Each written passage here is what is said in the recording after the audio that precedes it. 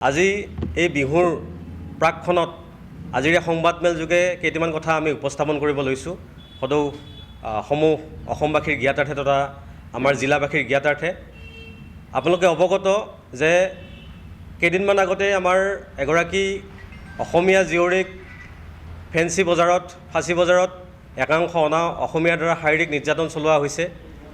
আকৌ দুদিন আগতে আমি দেখিবলৈ পাইছোঁ উলুবাৰীস্থিত যিটো পেট্ৰল পাম্পত এগৰাকী আমাৰ এই সহোদৰ অসমীয়া ভাইক বৰ শাৰীৰিকভাৱে নিৰ্যাতন কৰা হৈছে একাংশ অনা অসমীয়াৰ দ্বাৰা। গতিকে এনেকুৱা ধৰণৰ অপ্ৰীতিকৰ যিসমূহ অনা অসমীয়াৰ দপদপনি চলি আছে, এইসমূহ প্ৰশাসনৰ নিয়ন্ত্ৰণৰ বাহিৰত গৈ প্ৰশাসনে এইসমূহৰ ওপৰত এতিয়ালৈকে কোনো ব্যৱস্থা গ্ৰহণ কৰা নাই আমি জানিবলৈ পাইছোঁ। কিন্তু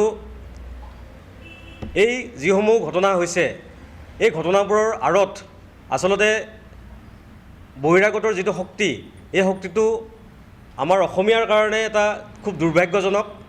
যি ধৰণে আগ্ৰাসন তেওঁলোকে কৰিবলৈ লৈছে, আমাৰ বাই ভনীক তেওঁলোকে শাৰীৰিক আক্ৰমণ, মানসিক নিৰ্যাতন, এনেধৰণৰ নিৰ্যাতনৰ বলি হ'ব লগা হৈছে আমাৰ বাই ভনীসমূহ।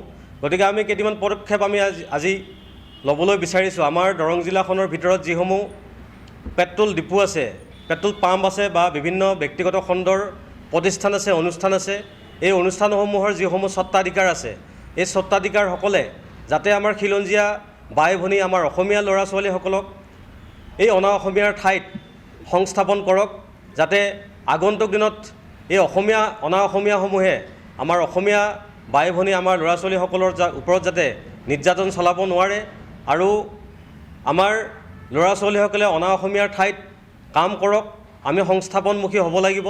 আৰু আমাৰ প্ৰত্যেকটো প্ৰতিষ্ঠানৰ, ব্যক্তিগত খণ্ডৰ প্ৰতিষ্ঠান যিসমূহ আছে, প্ৰত্যেকটো প্ৰতিষ্ঠানে যাতে আমাৰ অসমীয়া ল'ৰাসকলক সংস্থাপন দিয়ে, তাৰ কাৰণে আমি আজি এই সংবাদমেল যোগে প্ৰতিগৰাকী আমাৰ স্বাভিমানী স্বত্বাধিকাৰক, অসমীয়া স্বত্বাধিকাৰক আমি আহ্বান জনাইছোঁ যে তেওঁলোকে ইতিমধ্যে বিভিন্ন ডিপুত আমি দেখিছোঁ, দৰং জিলাখনৰ বিভিন্ন ডিপুত ইতিমধ্যে একাংশ বিহাৰী অনা অসমীয়াৰ কিন্তু সংস্থাপন হৈছে বিভিন্ন ঠাইৰ পৰা আহি ইয়াত। গতিকে সেইসমূহ ডিপুত যাতে আমাৰ খিলঞ্জীয়া বাই ভনীসকলক, আমাৰ ল'ৰা ছোৱালীসকলক যাতে তাত সংস্থাপিত কৰে, তাৰ কাৰণে আমি আজি এই সংবাদমেল যোগে স্বত্বাধিকাৰসকলক আহ্বান জনাইছোঁ। আৰু ভৱিষ্যতে এই ধৰণে যদি আমাৰ জিলাখনতো গুৱাহাটীৰ দৰে অপ্ৰীতিকৰ ঘটনাসমূহ অনা অসমীয়াই কৰিবলৈ লয়, কিন্তু বীৰ লাচিত অসম দৰং জিলা সমিতি কোনো কাৰণত বহি নাথাকে। আমি ইয়াৰ বাবে এটা উচিত ব্যৱস্থা আমি গ্ৰহণ কৰিম। আৰু প্ৰশাসনে এই সময়ত কিন্তু চকু মুদি থকা আমাৰ পৰিলক্ষিত হৈছে, দৃষ্টিগোচৰ হৈছে।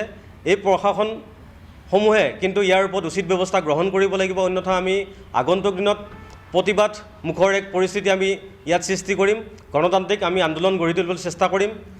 আৰু সমান্তৰালভাৱে গোটেই অসমতে এই যিটো ব্যৱস্থা, পেট্ৰল ডিপুসমূহত যিটো বিহাৰীৰ বা অনা অসমীয়াৰ যিটো এক ব্যৱস্থা, এই ব্যৱস্থাটো বন্ধ হ'ব লাগে, আমি ইয়াৰ পৰাই দাবী জনাইছোঁ।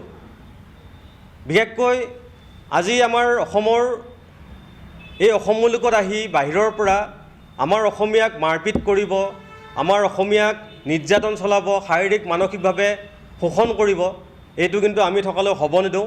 সংবাদমেল যোগে আমি এইটো কথাই পুনৰবাৰ আহ্বান জনাইছোঁ, যিসমূহ আমাৰ অসমীয়া স্বত্বাধিকাৰ আছে, মালিক পক্ষ আছে, তেওঁলোকে যাতে বিষয়সমূহ অকণমান চিন্তা কৰক, নহ'লে জাতিটোৰ যিটো অস্তিত্ব, এই অস্তিত্ব কিন্তু নাইকিয়া হোৱাৰ দিশত বৰ্তমান সময়ত। গতিকে আমি পুনৰবাৰ আহ্বান জনাইছোঁ সকলো মালিক পক্ষক, যিহেতু বহাগৰ বিহু, বহাগৰ মাহ, এই বহাগৰ মাহত আমাৰ দৰঙৰ এটি লোক উৎসৱ দেউল, এই দেউল এটা আমাৰ বিশেষকৈ দৰঙৰ প্ৰতিখন গাঁৱে উদযাপন কৰে, প্ৰতিটো অঞ্চলে উদযাপন কৰে। এই দেউলসমূহত কিন্তু আজিৰ তাৰিখত আমি দেখিবলৈ পাওঁ বিভিন্ন দুষ্কৃতিকাৰী তথা দুষ্কাৰ্য সংঘটিত কৰা একাংশ লোকৰ ছত্ৰছায়াত কিন্তু জুৱা, এক অবৈধ জুৱাৰ যি প্ৰচলন, এই প্ৰচলনসমূহ বন্ধ হ'ব লাগে। আমি আমাৰ ফালৰ পৰা দাবী জনাইছোঁ যে এই বৰ্ষৰ পৰা যাতে দৰং জিলাখনত এই অবৈধ জুৱাসমূহ যাতে ভৱিষ্যতে বন্ধ হয়, তাৰ বাবে প্ৰত্যেকখন পৰিচালনা সমিতি, দেউল পৰিচালনা সমিতি, লগতে অঞ্চলবাসী, গাঁওবাসী, য'ত যিসমূহ ঠাইত দেউল উদযাপন কৰা হয়, সকলো সচেতন হয়। আৰু তাৰ কাৰণে ইতিমধ্যে আমি জিলাৰ আৰক্ষী অধীক্ষকক আমি অৱগত কৰিছোঁ বিষয়টো স্মাৰক যোগে।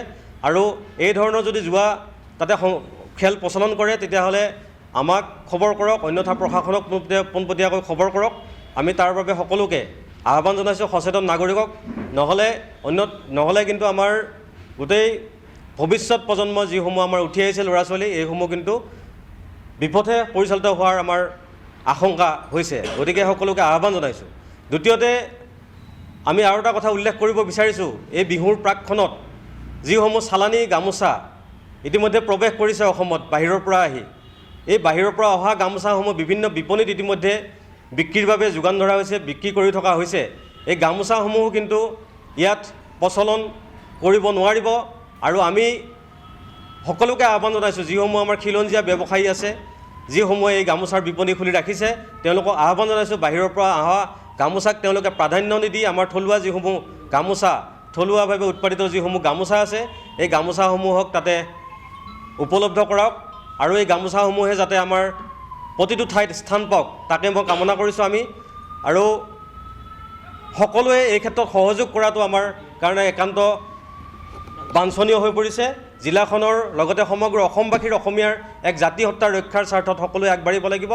আৰু প্ৰত্যেকগৰাকী সচেতন যুৱকে এই ক্ষেত্ৰত মাত মাতক। আমি যেনেদৰে ওলাই আহিছোঁ, আমাক সহযোগ কৰক।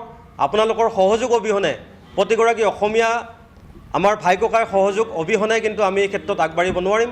আপোনালোকৰ সহায় সহযোগ আমাক একান্তভাৱে আমি কামনা কৰিছোঁ। সকলোৱে আমাৰ এই ক্ষেত্ৰত সংবাদ মাধ্যমৰ লগতে সকলো সচেতন নাগৰিকে আমাক সহযোগ কৰক, এই ক্ষেত্ৰত আগবাঢ়ি যাবলৈ যাতে আমাৰ সুবিধা হয়।